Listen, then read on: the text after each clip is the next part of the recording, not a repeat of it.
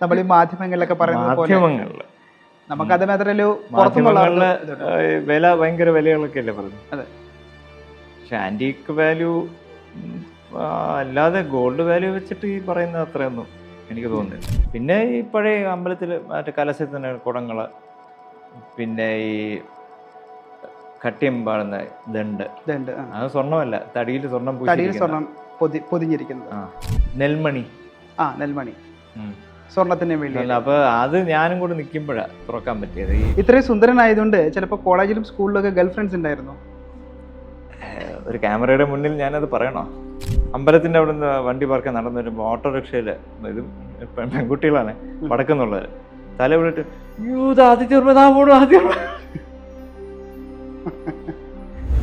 ഇപ്പൊ ഈ തമ്പുരാൻ എന്ന് വിളിക്കുമ്പോ കോൺട്രവേഴ്സി ആണല്ലോ. ആൾക്കാരുടെ ഏതാ രാജാവ്.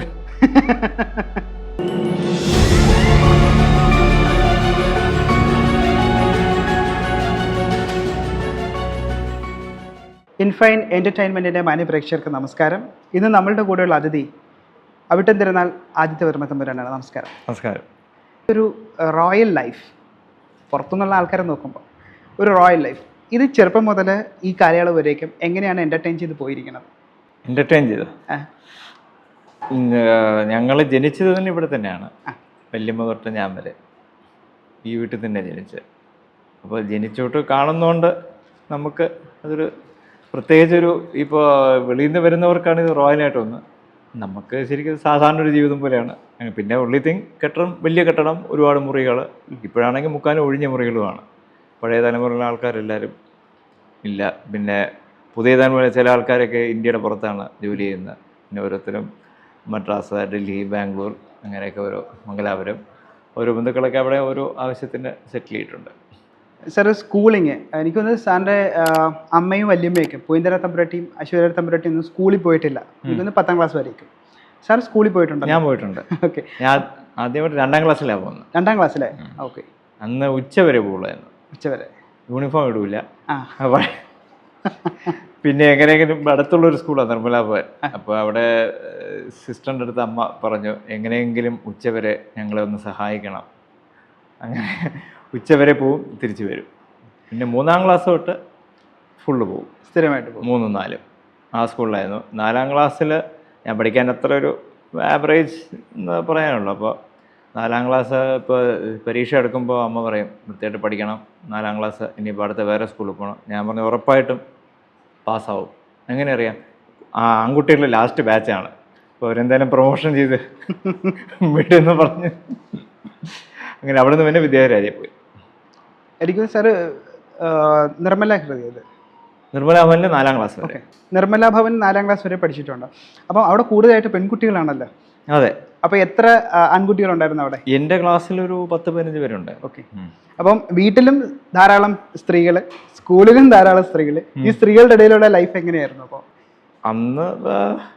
പിന്നെ സ്കൂളിലെന്ന് പറയുമ്പോൾ 10ാം ക്ലാസ്സിലും 10ാം ക്ലാസ്സിൽ പഠിക്കുന്ന ചേച്ചിമാർ, ഞാൻ കുറച്ച് എനിക്ക് നല്ല വണ്ണമൊക്കെ ആയിരുന്നു കുട്ടിക്കാലത്ത്. കുറച്ചുകൂടെ വട്ടമുഖം, മുടിയൊക്കെ ഇങ്ങനെ വെട്ടി പൊട്ടൊക്കെ തൊട്ടായിരുന്നു. അവർക്ക് എന്നെക്കാണ് ഭയങ്കര കൗതുകമായിരുന്നു.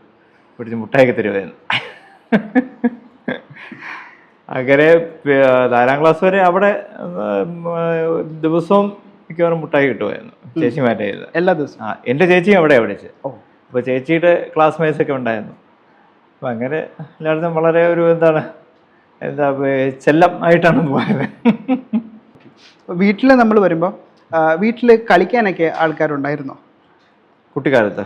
കുട്ടിക്കാലത്ത് കളിക്കാൻ അങ്ങനെ കുറവായിരുന്നു. നമ്മൾ ചേട്ടന്മാരും ഞാനും, പിന്നെ അമ്മ, വല്യമ്മ, അമ്മൂമ്മ, വല്യമ്മ, അമ്മാവനോട് കളിയല്ല, അമ്മാവൻ ദിവസം കഥ പറഞ്ഞു ഉച്ചയ്ക്ക്. പഴയ പുരാണങ്ങളും പിന്നെ പഴയ ബ്രിട്ടീഷ് കഥകളും അതൊക്കെ വല്യമ്മ തിരുമനസ് പറഞ്ഞുകൊണ്ടിരുന്നു.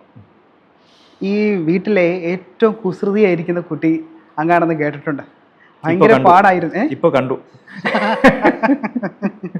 അങ്ങനെ മേയിച്ചോണ്ട് പോകാൻ ഭയങ്കര പാടായിരുന്നു, വലിയ പാടായിരുന്നു പറഞ്ഞിട്ടുണ്ട്. അതെ അതെ. എന്തൊക്കെയായിരുന്നു പ്രധാനമായിരിക്കുന്ന വിനോദങ്ങൾ? പ്രധാനമായിട്ടുള്ള വിനോദങ്ങൾ ഈ ഏണിപ്പിടിയുടെ മുകളിൽ കൂടെ സ്ലൈഡ് ചെയ്യുക, പിന്നെ ഈ ടെറസിൻ്റെ ഉള്ളിൽ കൂടെ നടക്കുക, പിന്നെ മരത്തിൻ്റെ മുകളിലൊക്കെ അത്യാവശ്യം കയറുക. ഇപ്പോൾ അമ്മയുടെ കൂടെ, അമ്മയുടെ അച്ഛൻ്റെ കൂടെ കൊച്ചിയിൽ പോയി. അപ്പോൾ ഞങ്ങൾക്ക് അവിടെ ഒരു ഗസ്റ്റ് ഹൗസ് ഉണ്ട്.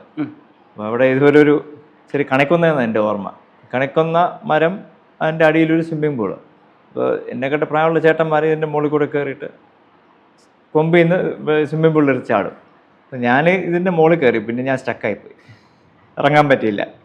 കുറച്ച് നേരം കഴിഞ്ഞ് ഞാൻ അവിടെ നിന്നൊക്കെ വിളിച്ചപ്പോൾ ഇവർ ബാൽക്കണിയിൽ നോക്കിയപ്പോഴത്തെ ഞാൻ മരത്തിൻ്റെ മുകളിലേക്ക് നിന്ന്. അമ്മ പറഞ്ഞു കുറച്ച് നേരം ഇവിടെ ഇരുന്നോട്ടെ എന്ന്.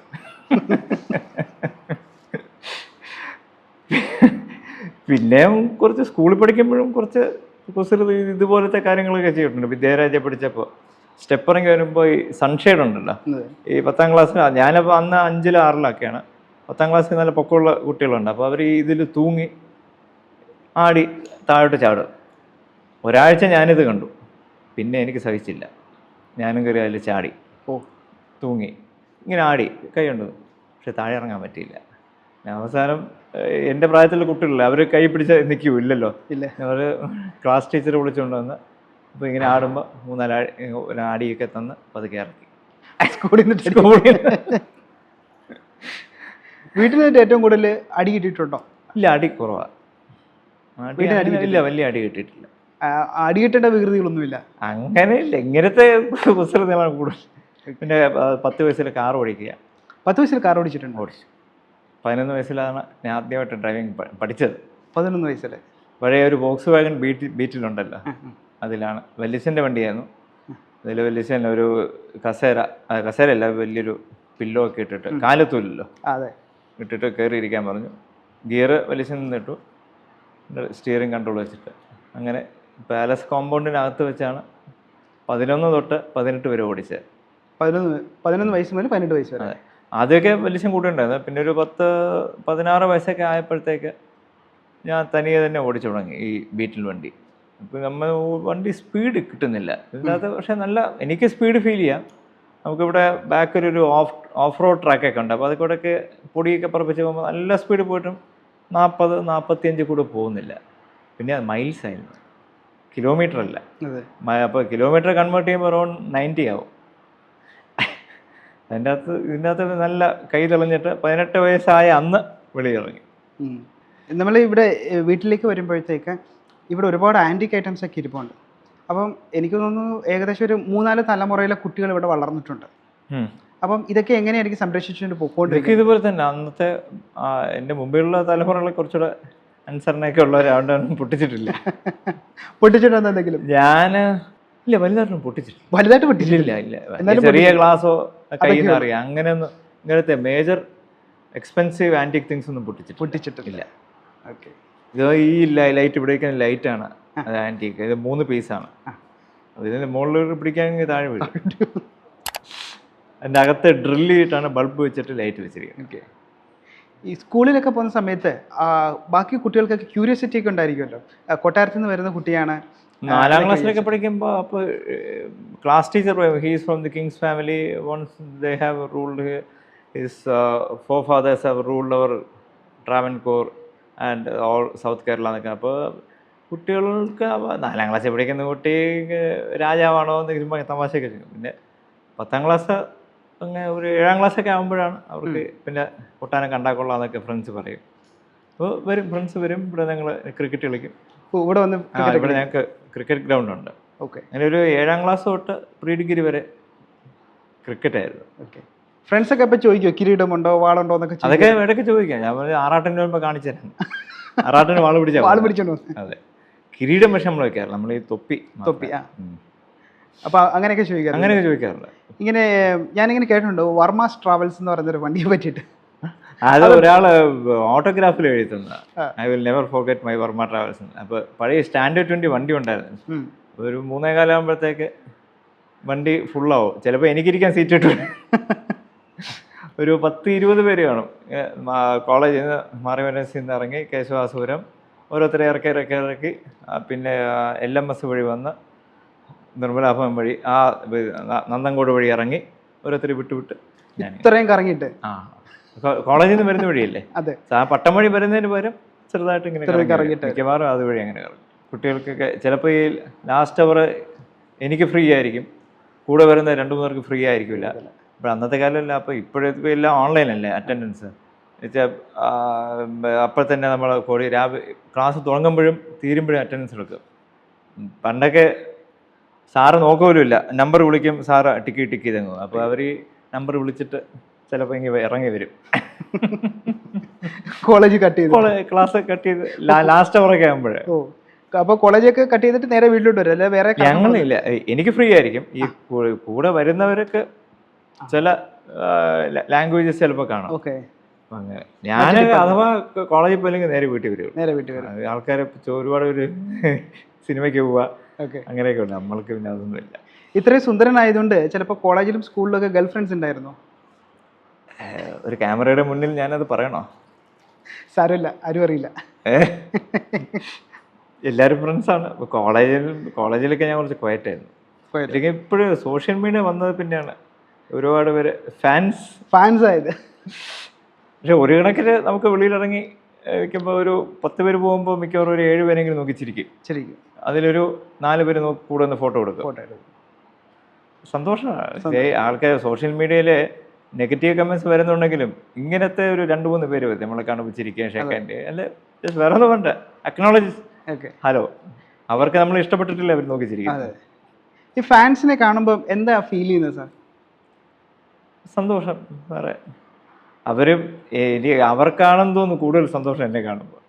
ചിലർ ഇപ്പോൾ ഞാൻ അമ്പലത്തിൻ്റെ അവിടെ നിന്ന് വണ്ടി പാർക്കാൻ നടന്നു വരുമ്പോൾ ഓട്ടോറിക്ഷയിൽ ഇതും പെൺകുട്ടികളാണ് വടക്കുന്നുള്ളത്, തല വിളിട്ട് ആദ്യം പോണു ആദ്യം.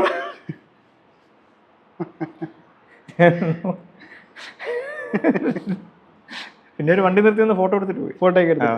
അവർ കണ്ണൂരിൽ നിന്ന് ഒന്നുമില്ല. അതുപോലെ തന്നെ നമ്മൾ ഈ ഫാൻസിൻ്റെ ഒക്കെ എണ്ണമൊക്കെ കൂടുമ്പം പുറത്തൊക്കെ പോകുമ്പോൾ ആൾക്കാരൊക്കെ റെക്കഗ്നൈസ് ചെയ്യുമ്പോൾ എനിക്കൊന്ന് മലയാളികൾ ഉണ്ടെങ്കിൽ കൂടുതൽ റെക്കഗ്നൈസ് ഒക്കെ ചെയ്യുമ്പോൾ, ദുബായി പോകുമ്പോഴും മലയാളികൾ ഉണ്ടെങ്കിൽ, ആദിത്യ വർമ്മ എന്ന് പറയുന്നൊരു ഫിഗറിനൊക്കെ അപ്പുറത്തേക്ക് അങ്ങയുടെ ഫോർ ഫാദേഴ്സ് ചെയ്തു വെച്ചിരിക്കുന്ന അല്ലെങ്കിൽ അവർ ചെയ്തിരിക്കുന്ന ആ ഒരു ഗുഡ്നെസ്, അതിന്റെ ബേസിലാണോ കൂടുതൽ എനിക്ക് സന്തോഷം തോന്നുന്നത്? 2 ടൈപ്പിലുള്ള ആൾക്കാർ. ഒന്ന് ഈ സോഷ്യൽ മീഡിയയിൽ താരം കാണുന്ന ഒരു മുഖം, അവർക്ക് ഫോർ ഫാദേഴ്സിനെ പറ്റി അറിയില്ല. ആ ഒരു ഫെമിലിയർ ഫേസ്, പഴയ വണ്ടിയൊക്കെ ഓടിച്ച് കുറച്ച് സാഹസമൊക്കെ കാണിച്ച് നടക്കുന്ന ഒരാൾ എന്നുള്ള രീതിയിലാണ് കൂടുതലും ആൾക്കാർ. പിന്നെ ഈ ആൾക്കാർ കൂടുതലും വിളിക്കുന്ന ഇപ്പം ഈ തമ്പുരാൻ എന്ന് വിളിക്കുമ്പോൾ കോൺട്രവേഴ്സിയാണല്ലോ. ആൾക്കാർ ഏതാ രാജാവ് ഇങ്ങനെയൊക്കെ കമന്റിൽ പറയുന്നതല്ലേ? കമന്റിൽ ഇതിലും മോശമായിട്ടാണ് പറയുന്നത്. പിന്നെ ചില കുറേ പേര് ഈ ഹിസ്റ്ററി ഇതിനെയൊക്കെ പറ്റി നമ്മളെ കാണുമ്പോൾ നമ്മുടെ ആൻസിസ്റ്ററിനെ നോക്കി പഠിച്ച് കുറേ പേര് വരുന്നുണ്ട്. അപ്പോൾ അവർ കാണുമ്പോൾ അവർ ഇവിടെ എങ്ങനെയാണ് ജീവിക്കുന്നത്, എത്ര രാജാക്കന്മാർ, എത്ര തലമുറ, പിന്നെ നമ്മുടെ കൊട്ടാരമുണ്ട് കുതിരമാളിക, അവർക്കൊക്കെ കുറേയൊക്കെ അറിയാം ട്രാവൻകൂർ ഫാമിലിയുടെ contributions to the public. Okay. അങ്ങേക്ക് കുറച്ച് ഹോബീസ് ഉള്ളതായിട്ട് നമുക്കറിയാം. പക്ഷെ അതിനകത്ത് ഏറ്റവും പ്രിയപ്പെട്ടതും ഏറ്റവും ഫേവറേറ്റ് ആയിട്ടുള്ളത് ഏതൊക്കെയാണെന്ന് പറയാം. ഞാനൊന്ന് പറയാം. ഒന്ന് ഫോട്ടോഗ്രാഫി, രണ്ടാമത്തെ യാത്ര, പിന്നെ ഈ വാഹനങ്ങളോടുള്ള കമ്പം. കമ്പം ഉണ്ട്, പക്ഷേ നമുക്ക് അൺഫോർച്ചുനേറ്റ്ലി നമുക്ക് ഇവിടെ ഓടിക്കാൻ ഇപ്പോൾ X7 കൊണ്ട് ഇവിടെ നമുക്ക് 40 കിലോമീറ്റർ താഴെ പോകാം. ഒരു വർഷം കൂടെ ആവട്ടെ. നമുക്ക് തിരുവനന്തപുരം തൊട്ട് എനിക്ക് തോന്നുന്ന സിഗ്നൽ ഇല്ലാതല്ലേ കോഴിക്കോടോ കാസർഗോഡ് വരെ സിഗ്നൽ ഇല്ലാതെ, അതൊക്കെ വരുമ്പോഴത്തേക്ക് നമുക്ക് നല്ല വണ്ടി വാങ്ങിക്കാം. പിന്നെ ഫോട്ടോഗ്രാഫിയൊക്കെ ഞാൻ കൂടുതലും നേച്ചർ, വൈൽഡ് ലൈഫ് അങ്ങനത്തെ ആണ് കൂടുതൽ ഇഷ്ടം. ആകാശം. എനിക്കൊന്ന് വൈഫും ഇതുപോലെ ഫോട്ടോഗ്രാഫി ഉണ്ട്. ബേർഡ്സും ചെറിയ ഇൻസെക്ട്സ്, ബട്ടർഫ്ലൈസ്, അതിനൊക്കെ മാക്രോ ഫോട്ടോസ്. മക്കൾക്കും ആശയമുണ്ട്, പക്ഷേ സിലബസിന്റെ പുസ്തകങ്ങളുടെ വലിപ്പം കാണുമ്പോൾ ഒരുപാട് പഠിക്കാനുണ്ട്. ഫിസിക്സ് ഇപ്പോൾ ഒരു BSc ഫൈനൽ ഇയറാണ്. മക്കൾ കൂടുതൽ സ്റ്റഡീസിൽ ഫോക്കസ്ഡ് ആണോ? സ്റ്റഡീസ്. മക്കൾക്ക് സ്റ്റാർ വാച്ചിങ് ഇഷ്ടമാണ്, സ്റ്റാർ കോൺസ്റ്റലേഷൻ. പിന്നെ അവരുടെ ഫീൽഡും അതാണ്, ആസ്ട്രോഫിസിക്സ് ആണ്. ഇവിടെ ഈ വീട്ടിൽ അങ്ങല്ലാതെ വേറെ ആർക്കാണ് ഇത്രത്തോളം വണ്ടിയുടെ ഭ്രമവും അല്ലെങ്കിൽ ഒരു ഭ്രാന്തൊക്കെ ഉള്ള, ചെറുതായിട്ടെങ്കിൽ പോലും? അമ്മാവന് നല്ല ഭ്രമം ഉണ്ടായിരുന്നു. അദ്ദേഹത്തിന് ഒരു ബെൻസൊക്കെ ഉണ്ടായിരുന്നു, CAN 42 എന്നും പറഞ്ഞു. എനിക്കൊന്ന് 12 ലക്ഷം മൈൽസോ മറ്റോ ഓടിയിട്ടുണ്ട്. ഓരോ മെഡൽ ഉണ്ടായിരുന്നു. ഓക്കെ. എനിക്കൊന്ന് ബെൻസിന്റെ സ്പെഷ്യൽ മെഡൽസ് മറ്റേ. അതെ, അദ്ദേഹം പണ്ട് പറഞ്ഞിട്ടുണ്ട്, ഞാൻ ഇവിടുന്ന് 45 മിനിറ്റ് കൊണ്ട് നാറൂലെത്തിയിട്ടുണ്ടെന്ന്. ഇവിടുന്ന് 45 മിനിറ്റ് ഉണ്ട്. നാഗർകോവിൽ. പണ്ട് പണ്ട് പറഞ്ഞു കേട്ടിട്ടുണ്ട് ഈ വെള്ളയമ്പലം വല്ല മണ്ണ് റോഡാണല്ലോ. ഇപ്പം വെള്ളയമ്പലത്ത് ഇതേ വണ്ടി തിരിക്കും, അപ്പോൾ പൊടി ഇങ്ങനെ പറക്കും. പൊടി താഴെ എത്തുന്നതിന് മുമ്പ് വണ്ടി കവടിയാറെത്തും. നല്ല സ്പീഡായിരുന്നു പണ്ട്. അത്ര സ്പീഡ്. പണ്ട് പിന്നെ റോഡിൽ ആരും കാണൂലല്ലോ, ആൾക്കാർ മനുഷ്യരും കുറവാണ്, വണ്ടിയും ഇല്ല. സാറിൻ്റെ വല്യമ്മയ്ക്കും ഇതുപോലെ തന്നെ വണ്ടി ഓടിച്ച് നല്ല താല്പര്യം? വല്യമ്മ അവരൊക്കെ ഓടിക്കുമായിരുന്നു, അമ്മയും ഓടിച്ചുകൊണ്ടിരുന്നു. പക്ഷെ അമ്മയ്ക്ക് റിവേഴ്സ് ചെയ്യാൻ അറിയാം, ഫോർവേഡ് മാത്രം. പുറമോട്ട് പോകുന്ന എന്താണ് അവർക്കൊരു ഇതില്ല. ഈ അമ്മയും വല്യമ്മയും എങ്ങനെയാണ് സെപ്പറേറ്റ് ചെയ്ത് കാണുന്നത്? എനിക്ക് രണ്ടുപേരും രണ്ട് എക്സ്റ്റെൻഡ് ആയിട്ട് എനിക്ക് തോന്നിയിട്ടുണ്ട്. വല്യമ്മയ്ക്ക് കുറച്ച് യാത്രകളും ഒരുപാട് ഇഷ്ടമുള്ള, അമ്മയ്ക്ക് പിന്നെ യാത്രകൾ ഇഷ്ടമാണ്. പിന്നെ അമ്മയ്ക്ക് കൂടുതൽ ഈ എഴുത്തും അങ്ങനത്തെ കാര്യങ്ങളാണ്. അങ്ങനത്തെ വല്യമ്മ ഓൾമോസ്റ്റ് അമേരിക്ക, ഇംഗ്ലണ്ട്, അത് ആ രാജ്യങ്ങൾ. അമ്മയ്ക്ക് അങ്ങോട്ടൊന്നും പോകണമെന്നേ ആശയമില്ല, ഇവിടെ തന്നെ അമ്പലം വീട്. പിന്നെ ഇന്ത്യക്കകത്തുള്ള ഇപ്പോഴും സോമനാഥൊക്കെ പോയിട്ട് വന്നു. ഞാനിപ്പോൾ ഇവിടെ ഹിമാലയം പോയി വിളിച്ച, പിന്നെ വന്നില്ല. ഓക്കെ. ഇനി ഇവിടെ എനിക്ക് തോന്നുന്നു അങ്ങ് കൂടാതെ 2 ചേട്ടന്മാരും ചേച്ചിയും കൂടെ. എനിക്കൊരു ജ്യേഷ്ഠൻ, മൂത്തജ്. അമ്മ അദ്ദേഹം ചെന്നൈയിലാണ്. വല്യമ്മയ്ക്ക് ഒരു മകളും ഒരു മകനും. അശ്വതരൻ തമ്പുരാൻ അദ്ദേഹമായിട്ടുള്ള ഒരു ബന്ധം? പാട്ട്. അതെ, അദ്ദേഹം പാട്ടിലേക്ക് പോയപ്പം അങ്ങും ഞാനും അല്പമൊക്കെ പാട്ട് കുറച്ചൊക്കെ നോക്കി, വീണ വായന. പിന്നെ അത് കഴിഞ്ഞ് അത് ഒരു 5 വർഷം പഠിച്ചു. പിന്നെ ഒരു 15 വർഷം ഗ്യാപ്പ് കഴിഞ്ഞ് വീണ്ടും ശകലം പുല്ലാങ്കോഴിൽ അദ്ദേഹത്തിൻ്റെ ഒരു സുഹൃത്തിനെ പഠിപ്പിക്കുന്ന പ്രശാന്ത് ഷണ എന്ന് പറഞ്ഞ്. അപ്പോൾ അത് ആഴ്ച 2 ദിവസം ഇപ്പോഴും പഠിക്കുന്നുണ്ട്. ഇപ്പോഴും എന്തെങ്കിലുമൊക്കെ ശബ്ദങ്ങൾ കേൾപ്പിക്കാൻ ശ്രമിക്കും. ഒരു 3 വർഷമായി. അത്യാവശ്യം വർണ്ണം കീർത്തനമൊക്കെ കുറച്ചൊക്കെ വായിക്കാം, പഠിക്കും. അപ്പോൾ നിങ്ങൾ തമ്മിൽ സംഗീതമായിട്ടുള്ള ഡിസ്കഷൻ എന്തെങ്കിലും നടക്കാറുണ്ടോ ചേട്ടനുമായിട്ട്? പഴയ സംഗീതക്കാരെയൊക്കെ പറയാറുണ്ട്. പിന്നെ ഇപ്പോഴത്തെ ഈ ഓരോ ആപ്പുകളില്ലേ, പണ്ടൊക്കെ നമ്മളെല്ലാം ചെവി കൊണ്ട് കേട്ടാണ്, ഇപ്പോൾ എല്ലാം മെഷീൻ നോക്കി പറയണം. അപ്പം നമ്മുടെ കഴിവുകൾ കുറയ്ക്കുന്നതാണ് ഇപ്പോഴത്തെ മോഡേൺ ആപ്സ് എന്നാണ്. പണ്ട് ഈ തമ്പുരു ട്യൂൺ ചെയ്യുമായിരുന്നു 4 കമ്പ് വെച്ചിട്ട്. ഇപ്പോഴ് തമ്പുരു ആപ്പ് ഇട്ട് തമ്പുര ഡ്രോയിഡ് അടിച്ചിട്ട് സപ്പ സെറ്റ് ചെയ്ത് കൊടുത്ത് അതിങ്ങനെ പൊക്കോണ്ടിരിക്കും. അതിൻ്റെ ഗുണമുണ്ട് ദോഷമുണ്ട്. പണ്ട് തമ്പുരു എത്ര വലിപ്പമുണ്ട്, ഇപ്പോഴാണെങ്കിൽ ഇതൊരെണ്ണം കൊണ്ടുപോയാൽ മതി, ഇതിൽ സെറ്റ് ചെയ്ത് വെച്ചാൽ മതി. ഓക്കെ.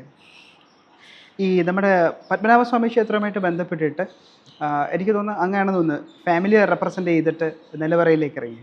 അപ്പോൾ അവിടുത്തെ ഒരു എക്സ്പീരിയൻസ് എങ്ങനെയായിരുന്നു? നമ്മൾ കണ്ടതോ കേട്ടതോ വല്ലതും ഒക്കെ ആയിരുന്നോ എന്നുള്ളതാണ്. കണ്ടത് കേട്ടത് നമ്മൾ ഈ മാധ്യമങ്ങളിലൊക്കെ പറയുന്നത് നമുക്കത് മാത്രമല്ലോ വില ഭയങ്കര വിലകളൊക്കെ അല്ലേ പറഞ്ഞു. അതെ. പക്ഷെ ആൻറ്റീക്ക് വാല്യൂ അല്ലാതെ ഗോൾഡ് വാല്യൂ വെച്ചിട്ട് ഈ പറയുന്ന അത്രയൊന്നും എനിക്ക് തോന്നുന്നില്ല.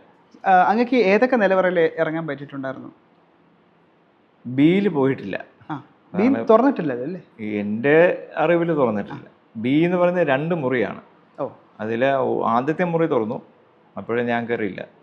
ആദ്യത്തെ കയറിയ കുറേ സിൽവർ പാത്രങ്ങളൊക്കെ ഉള്ളു. പിന്നെ അതിൻ്റെ അകത്താണ് ശരിക്കുള്ള ബിയുടെ വാതിലെന്ന് കേട്ടിട്ടുണ്ട്. അപ്പോൾ അതിൻ്റെ അകത്ത് വേറൊരു വാതിലാണ്. അപ്പോൾ അത് തുറക്കാൻ ശ്രമിച്ചപ്പോൾ അതിൽ നിന്ന് ഇരുമ്പിൻ്റെ ഭാഗം താഴെ വീണ് തുറക്കാൻ നിന്ന് അയാളുടെ കാലിൽ വീണ് മുറിഞ്ഞു. പിന്നെ അങ്ങനെയാണത് വേണ്ടാന്ന് വെച്ചത്. അപ്പോൾ അതിൻ്റെ അത് എന്താണെന്ന് അറിയില്ല.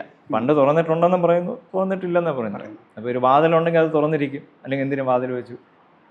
ഓരോ ഡിബേറ്റാണല്ലോ. ഞാനത് കടലും പാതാളമൊന്നും അല്ല, സാധാരണ മുറി തന്നെ ആയിരിക്കണം.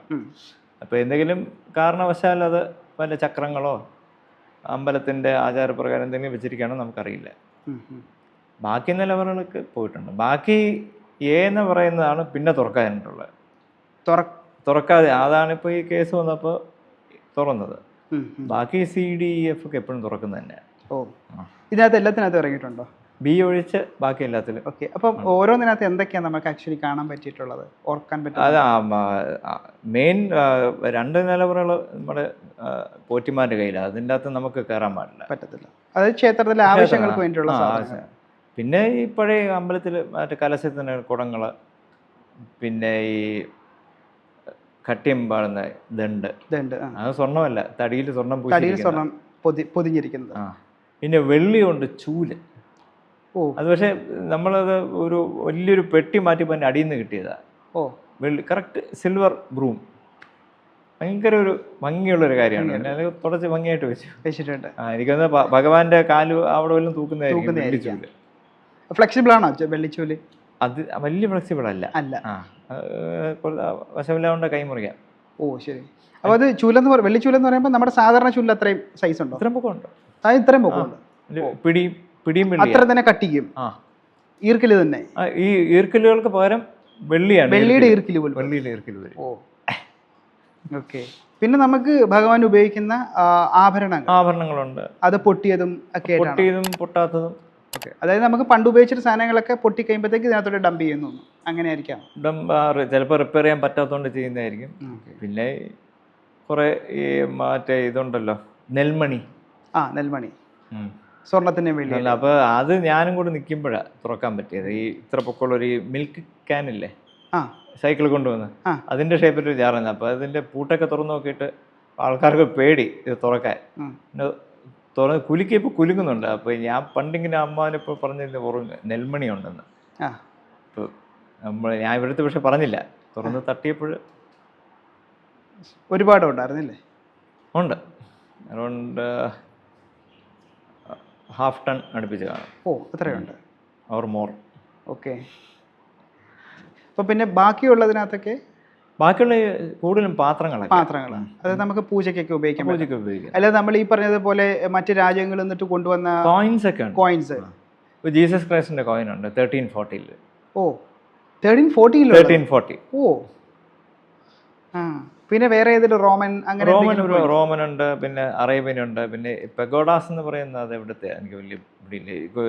പേപ്പറിനെക്കാട്ടി കനം കുറവാണ്. ഓ കൊച്ച് ഊതിയ പറക്കും. അങ്ങനെ കറൻസി പോലെയാണോ? പെഗോഡാസ് എന്നാ പറഞ്ഞത്. എനിക്ക് അതാണ് വലിയ പിടിയിട്ടില്ല. പിന്നെ അല്ലാതെ വേറെ കോയിൻസ് ഉണ്ട്. ഓക്കെ. Austria, UK.